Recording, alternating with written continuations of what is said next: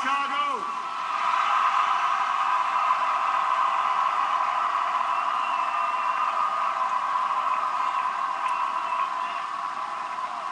If there is anyone out there who still doubts that America is a place where all things are possible, who still wonders if the dream of our founders is alive in our time, who still questions the power of our democracy, tonight is your answer.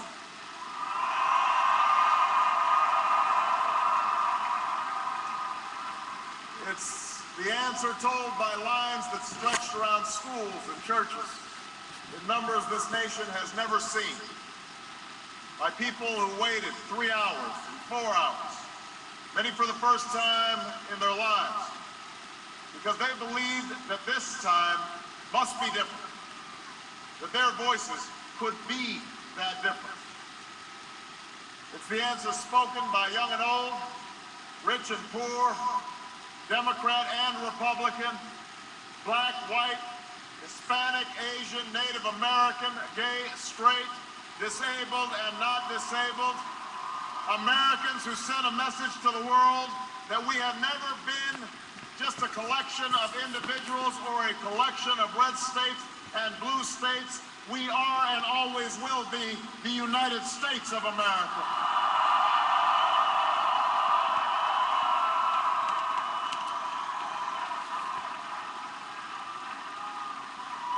It's the answer that led those who've been told for so long by so many to be cynical and fearful and doubtful about what we can achieve, to put their hands on the arc of history and bend it once more toward the hope of a better day. It's been a long time coming, but tonight, because of what we did on this day, in this election, at this defining moment, change has come to America.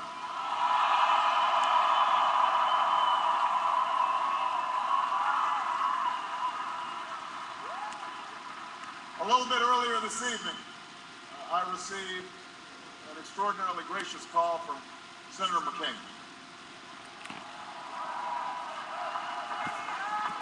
Senator McCain fought long and hard in this campaign, and he's fought even longer and harder for the country that he loves. He has endured sacrifices for America that most of us cannot begin to imagine.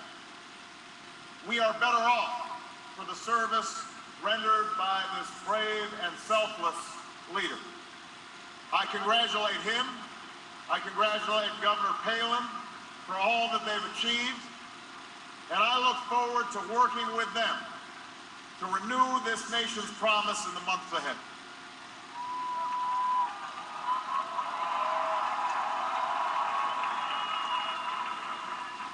I want to thank my partner in this journey, a man who campaigned from his heart and spoke for the men and women he grew up with on the streets of Scranton and rode with on the train home to Delaware, the Vice President-elect of the United States, Joe Biden.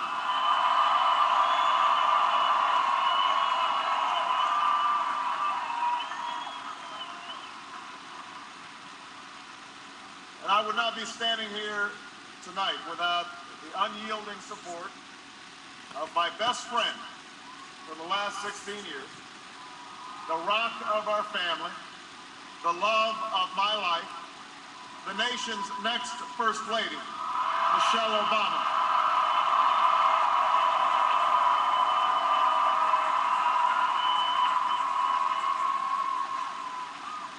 Sasha and Malia, I love you both more than you can imagine, and you have earned the new puppy that's coming with us to the White House.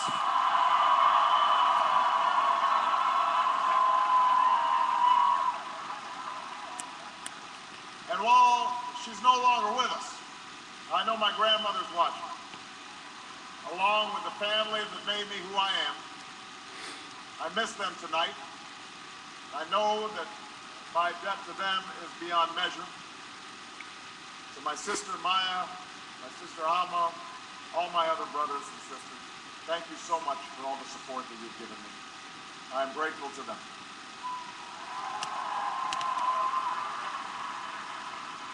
To my campaign manager, David Plouffe,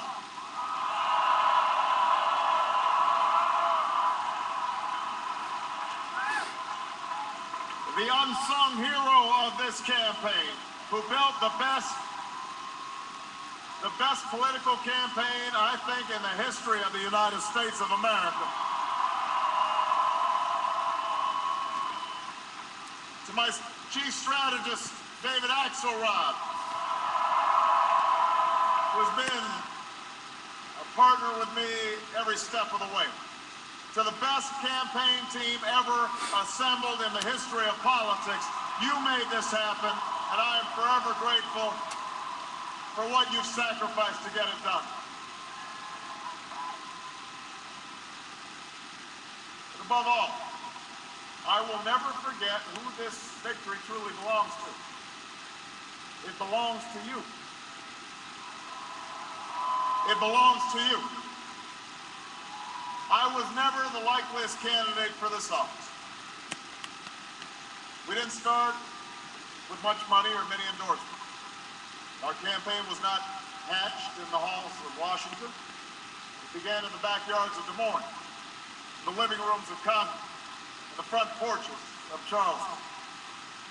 It was built by working men and women who dug into what little savings they had to give $5, $10, and $20 to the cause.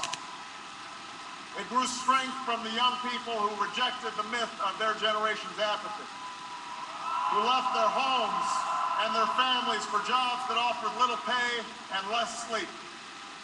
It drew strength from the not-so-young people who braved the bitter cold and scorching heat to knock on doors of perfect strangers, and from the millions of Americans who volunteered and organized and proved that more than 2 centuries later, a government of the people, by the people, and for the people has not perished from the earth. This is your victory.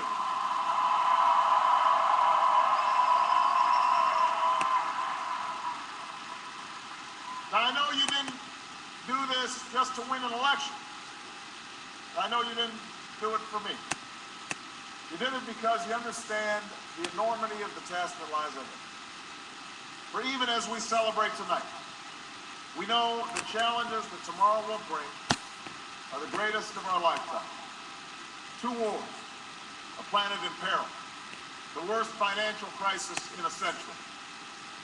Even as we stand here tonight, we know there are brave Americans waking up in the deserts of Iraq and the mountains of Afghanistan to risk their lives for us.